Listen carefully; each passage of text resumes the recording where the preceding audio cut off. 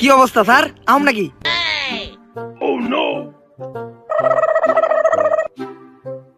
কি করো তুমি সুন্দরী? I am Omar from Switzerland. Sir coaching সেন্টারে দাদা ভালো ভালো জিনিস ঢুকাইছেন। হ্যাঁ বেটা, ও মাইয়া বলান দেখতেছে, যা বেটা যা।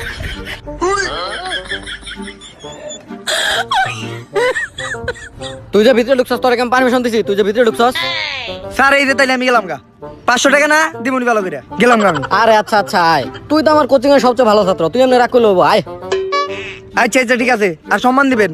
আর সুন্দরী আমি কিন্তু রইলাম এই যে তোমার লেগে, ঠিক আছে? সম্মান দিবেন।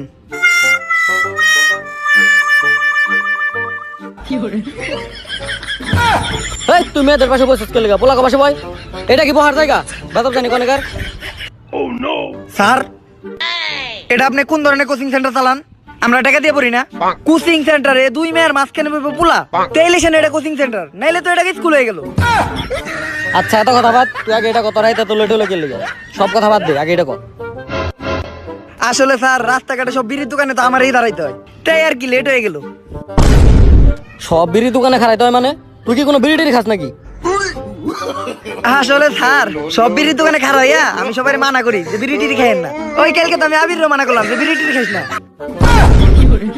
হই বেটা মিছা কথা কস কিল লিগা? আর স্যার ও মেয়েগো মাঝখানে বইব কিল লিগা? আমরা কি পানি জলে ভাইসাইছে নাকি? আমরা মেয়েগো মাঝখানে বইব? এই থাক থাক স্যার, আমি ওই পাশে যাইতাছি।